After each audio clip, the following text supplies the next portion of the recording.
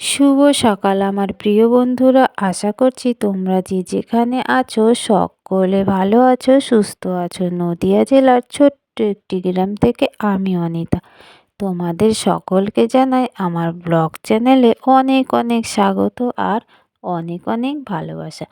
তা দেখো বন্ধুরা, আমি সকালবেলা ঘুম থেকে উঠে বাসি ঘরটা তো প্রথমে ঝাড় দিয়ে নিয়েছি। আর বাসি ঘরটা ঝাড় দেওয়ার পরে পুরো উঠোনটা ভালো করে ঝাড় দিয়ে দিয়েছি। উঠোনটা ঝাড় দেওয়ার পরে দেখো রাতের খাওয়ার সমস্ত বাসনকোসন নিয়ে চলে এসেছি কলপারে। আর বাসনকোসন তো আমার সব মাজা হয়ে গেছিলো। আর যে চা খেয়েছিলাম কাপটা রাখার পরে না কাত হয়ে পড়ে গেছিলো, আর কাপটা না ভেঙে গেল। মনটা না খুবই খারাপ হয়ে গেল। ওই কাপটা অনেক দিন ধরে ব্যবহার করছি, আর আজকে আমার হাত থেকে পড়ে ভেঙে গেল। তা যাই হোক, আমার থালা বাসনগুলো তো ওখানে রেখে দিলাম ঝুড়িতে উপর করে। আর তারপরে দেখো আমি গোবর মাটি নিয়ে চলে এসেছি উনুনের পাড়ে উনুনটা লেপার জন্য। আর উনুনের সামনের ওদিকটা তো লেপা হয়ে গেছে, আর এখন আমি এদিকটা লেপে নিচ্ছি। আর না সকালবেলা ঘুম থেকে উঠে দেখি বেশ একটু কুয়াশা পড়েছিল, আর কিন্তু ভালোই ঠান্ডা লাগছিল। সেই জন্য আমি দেখো মাথায় একদম ভালো করে চাদরটাকে মুড়ে নিয়েছি। আর আমার না যত ঠান্ডা লাগে কানে, কানটা ঢাকা থাকলে না অতটা ঠান্ডা লাগে না। তা দেখো উনুনের পাড়ের ওদিকে তো সব লেপা হয়ে গেছে, আর এদিকে লেপে নিচ্ছে। আর পুরো উনুনটা আজকে লেপবো না।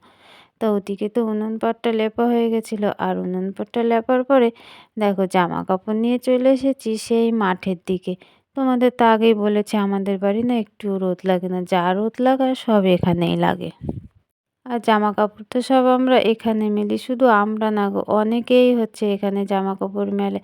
আর শীতের সময় না অনেকের বাড়িতেই রোদ লাগে না, তাই সবাই জামা কাপড় নিয়ে এখানে চলে এসেছে। আর আমি যে জামা কাপড়গুলো মেলে দিচ্ছি এগুলো হচ্ছে আগের দিনের জামা কাপড়। সে চান করতে বেলা হয়ে গেছিলো, সেই জন্য জামা কাপড়গুলো পুরোপুরি শুকোয়নি। তাই সেই জামা কাপড়গুলো এখন মেলে দিচ্ছি, যাতে রোদ আসার সঙ্গে সঙ্গে এই জামা কাপড়গুলো সব শুকিয়ে যায়।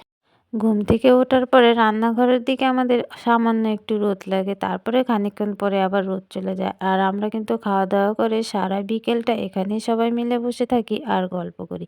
তো ওদিকে জামা কাপড় সব মেলে দেখো আমি ঘরে চলে এসেছি। আর ঘরে এসে দেখো আমি বিছনাটা ভালো করে গুছিয়ে নিয়েছি। কম্বল দুটো তো ওখানে ভাঁজ করে রেখে দিয়েছি, আর তার পাশে বালিশগুলো দিয়েছি। আর জানলাগুলো না একদম খুলি না, প্রচণ্ড ঠান্ডা আসে, সেই জন্য জানলা সবসময় বন্ধই রাখি। জামা কাপড় মেলা তো হয়ে গেছিল, আর ওদিকে আমি দেখো চাটা খেয়ে নিয়েছিলাম। আর চা খেয়ে চলে এসেছি রান্না করতে। আর আজকে রান্না করছি আমার বরের একটা পছন্দের খাবার, মূলোর বড়া। এখানে দেখো আমি মূলো কুচি কুচি করে কেটে নিয়ে নুন দিয়ে মাখিয়ে নিয়েছিলাম। তারপর এর মধ্যে দিয়ে দিয়েছি পেঁয়াজ, ধনেপাতা, লঙ্কা কুচি, বেসন, চালের গুঁড়ো, লবণ, হলুদ আর একটু জিরে। তাই সব দিয়ে কিন্তু আমি এখন ভালো করে মেখে নিচ্ছি। আর এই বড়াটা খেতে কিন্তু আমার বর খুবই পছন্দ করে। তা আমার তো ওদিকে ভালো করে মাখা হয়ে গেছে, আর কড়াটা না গরম হয়ে গেছে। আর কড়াইয়ে আমি এখন তেল দিয়ে দিয়েছি, আর ছোট্ট ছোট্ট বড়ার মতো করে কিন্তু সবগুলো এখন আমি কড়াইয়ে দিয়ে দেবো। আর এই মূলোর বড়া আগে কোনো দিন খেয়েছি কিনা জানি না, কিন্তু আমার হাতে এই প্রথম খাচ্ছে। আর বড়াই বলো আর যে কোনো ভাজাই বলো, শীতের দিনে কিন্তু গরম ভাতের সাথে বেশ ভালো লাগে খেতে। যেটুকু মূলো আমি মেখেছিলাম সবটুকু কিন্তু কড়াইয়ে দিয়ে দিয়েছি। আর অনেকটা তেল দিলে না ভালো হয়। তা আমাদের তো বেশি তেল ছিল না, অল্প তেল ছিল, সেই জন্য অল্প তেল দিয়েছি। আর দেখো ওপিঠটা তো লাল লাল হয়ে গেছে, আর এখন আমি সবগুলো কিন্তু উল্টে পাল্টে দিচ্ছি। কারণ উল্টে পাল্টে না দিলে তো তলায় ধরে যাবে, আর অনেকক্ষণ আগে যেটা দেওয়া হয়েছে সেটা তো সবার আগে উল্টাতে হবে। তা আমার বড়গুলো সব কিন্তু উল্টানো হয়ে গেছে, আর ভাজা দেখো লাল লাল হয়ে গেছে। যেদিকটা একটু তেল কম ছিল তাই কড়াইটা একটু ঘুরিয়ে দিলাম, তাই সব জায়গায় তেলটা পেয়ে গেছে। তা বড়াগুলো দেখো আমার একদম লাল লাল করে ভাজা কমপ্লিট হয়ে গেছে। আর এখন কিন্তু আমি সবকটা বড়া একটা একটা করে তুলে নিচ্ছি। আর বড়াগুলো কিন্তু একটু ফোলা ফোলা হয়েছে, দেখতে কিন্তু বেশ ভালোই লাগছে। তা দেখো আমার বড়া এদিকে ভাজা কমপ্লিট হয়ে গেছে। আর এখন আমি করে নিচ্ছি পেঁয়াজ কলি আর আলু দিয়ে ভাজা। ভাতটা কিন্তু আমার অনেকক্ষণ আগেই হয়ে গেছে, কারণ বড়া ভাজতে ভাজতে ভাতটা হয়ে গেছে। আর ভাতটা না খুব তাড়াতাড়ি হয়ে যায়। আর এদিকে দেখো করেছি আলু আর সোয়াবিনের তরকারি, আর উপর দিয়ে একটু ধনেপাতা ছিটিয়ে দিয়েছি। তো ওদিকে তো রান্নাবান্না সব কমপ্লিট হয়ে গেছে, আর আমি চান টান করে না পুজো দিয়ে দিয়েছি। আর মাকে আর গুড্ডু সোনার পাপাকে খেতেও দিয়ে দিয়েছি।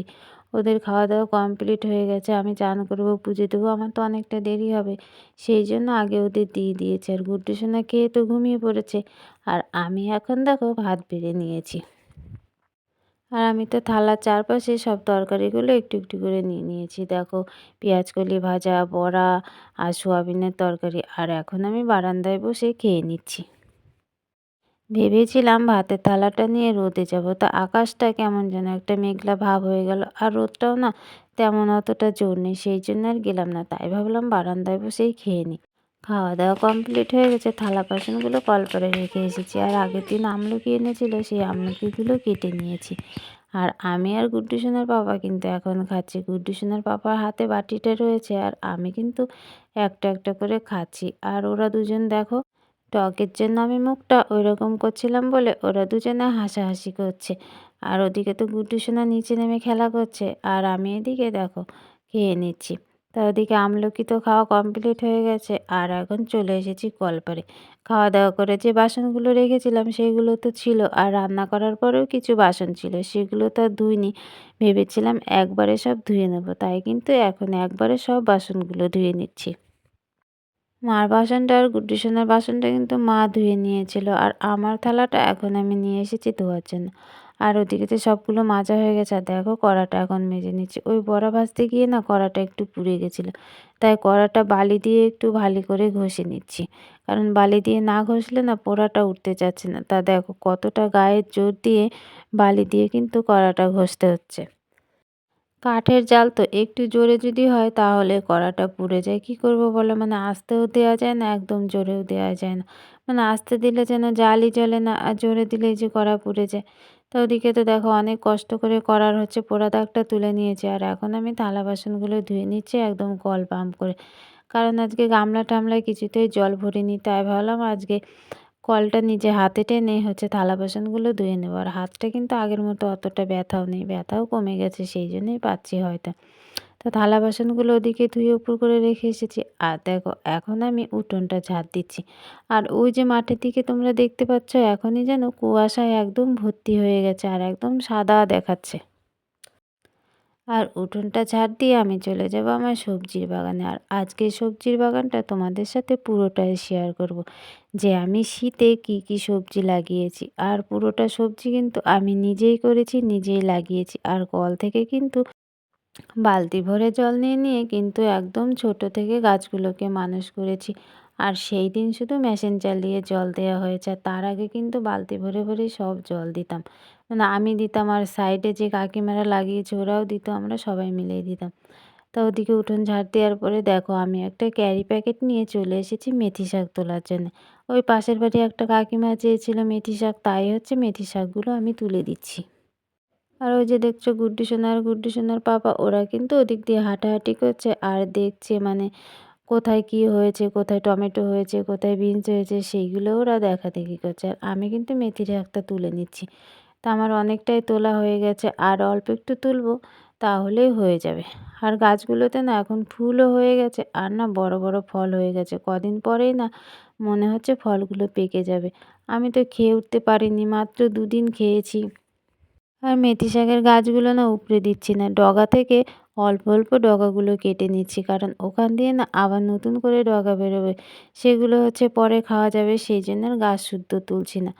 তা এই যে দেখো আমার কপি গাছ এখানে আছে, কিছুটা বাঁধাকপি আর কিছুটা ফুলকপি। ফুলকপিতে কিন্তু ছোট্ট ছোট্ট ফুল হতে শুরু করে দিয়েছে, আর বাঁধাকপিগুলো না একদম মোচার মতো তৈরি হয়ে যাচ্ছে, মানে কদিন পরেই খাওয়া যাবে আর কি।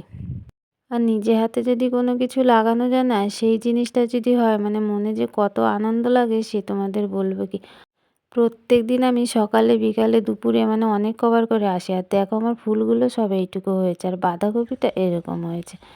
ওগুলো মানে সবগুলো একই রকম হয়নি, মানে ছোট বড় মেশানো। আর এই যে আমার টমেটো গাছটা দেখো কত টমেটো হয়েছে, এখন সব ছোট, এখনো বড় হয়ে ওঠেনি।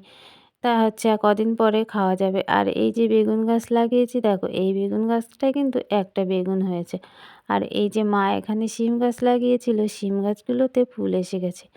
আর এদিকে দেখো কিছু মূলো, আর এখানে আছে মটর শাকে একদম ভর্তি। আর ওই যে গুড্ডি সোনার পাপা দাঁড়িয়েছিল ওখানে রয়েছে পালং শাক, আর পালং শাকটা কিন্তু অনেকটাই বুনেছিলাম।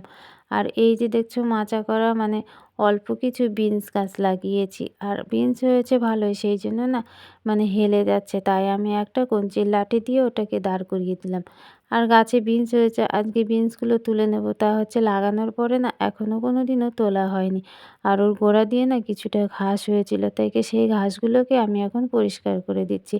গাছের গোড়াগুলো পরিষ্কার থাকলে বেশ ভালোই লাগে।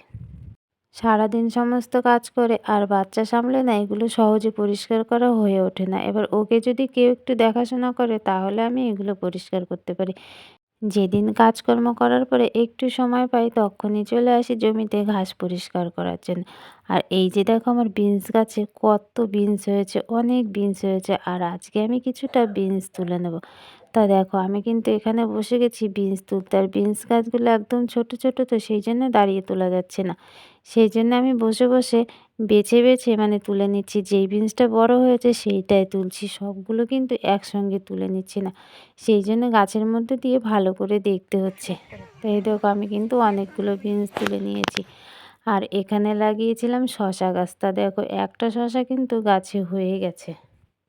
আর এই শশাটা তো খাওয়ার মতো হয়ে গেছে, তাই এখন আমি তুলে নেব। আর অন্য একটা গাছে গেছিলাম, সেখানেও দেখি একটা শশা হয়েছে, আর এই শশাটাকেও আমি তুলে নেব।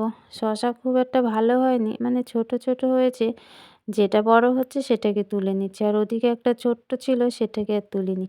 আর এখানে রয়েছে দেখো কিছু ধনেপাতা। আর এই যে দেখছো লঙ্কা গাছ, একে প্রচুর পরিমাণে লঙ্কা হয়েছে, মানে ভাবাই যাচ্ছে না যে এতটা লঙ্কা হয়েছে।